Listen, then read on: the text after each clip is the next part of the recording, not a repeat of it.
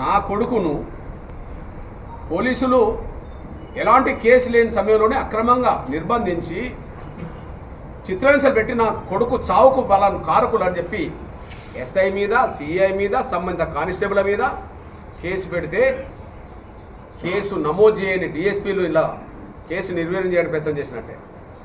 అందులో డిఎస్పీలు ఇద్దరు ఉన్నారు. పోయిన డిఎస్పీ ఉన్నాడు, ఈ డిఎస్పీ ఉన్నాడు.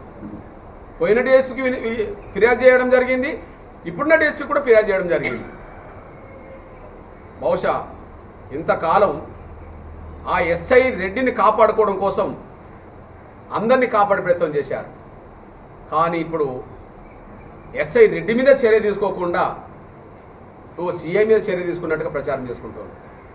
మేము దాన్ని అంగీకరించాం. అదే సమయంలో తల్లిచ్చిన ఫిర్యాదు మీద కేసు నమోదు చేయలేనందుకు ఇది ఫిర్యాదు చేసింది ఎస్పీ దగ్గర. ఎస్పీ కూడా చర్యలు తీసుకోలేదు.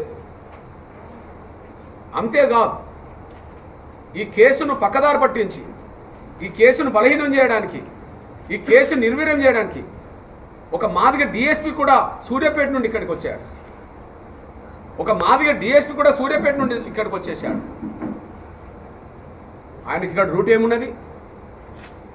ఆయనకి ఇక్కడ ఏం డ్యూటీ ఉన్నది? ఎవరి ఆమోదం మేరకు వచ్చిండు, ఎవరి అభిప్రాయం మేరకు వచ్చిండు ఇక్కడికి? అంటే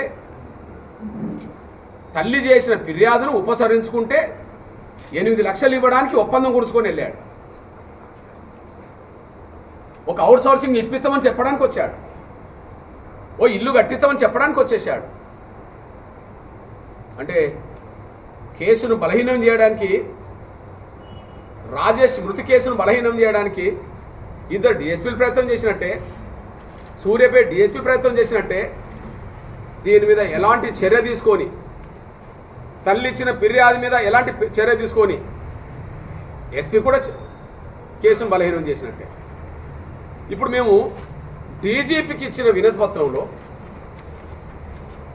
రాజేష్ తల్లిగారైన లలితమ్మ గారు కానీ, లలిత కానీ, లేదా ఎంఆర్పిఎస్ కానీ డీజీపీకి ఇచ్చిన ఫిర్యాదులో కానీ, ఎస్సీ నేషనల్ కమిషన్కి ఇచ్చిన ఫిర్యాదులు కానీ ఎస్పీ దాకా ఉన్నాయి, ఎస్పీ మీద దాకా ఉన్నాయి.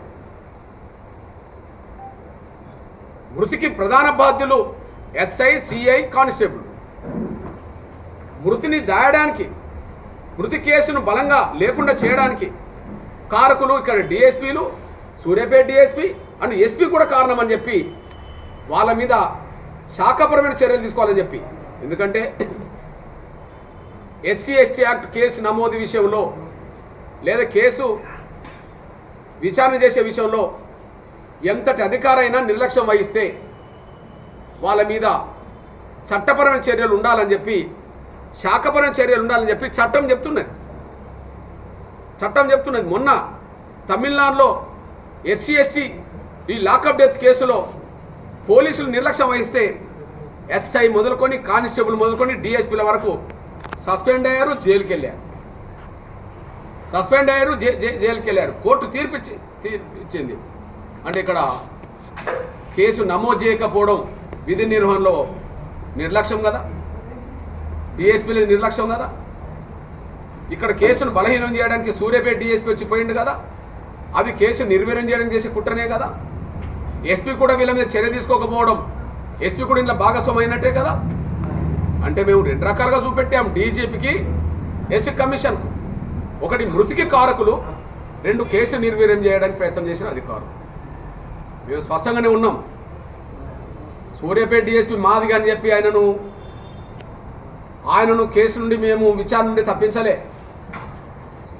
ముందుగా అరెస్ట్ చేసిన వాళ్ళలో 2 మాదిగా కానిస్టేబుల్లే ఉన్నారు, వాళ్ళని మేము తప్పించలే. కానీ సురేష్ రెడ్డిని మాత్రం ఎమ్మెల్యే తప్పిస్తున్నది. దానికి ప్రధానంగా అర్థమవుతుంది ఏంటంటే, కేసు రాజేష్ చనిపోయి 1 నెల రోజులు దాటినా కనీసం రాజేష్ మృతి అక్రమ నిర్బంధంలోనే, చిత్రహింసల వల్లనే జరిగిందని చెప్పి ఆమెకు తెలిసినా ఒక ఖండన చేయలేదు. ఎస్ఐ సస్పెండ్ విషయంలో డిమాండ్ చేయలేదు. ఇట్లాంటి పరిస్థితిలో నిన్నగాక మొన్న ఉన్నమాట చెప్తున్నా. నిన్నగాక మొన్న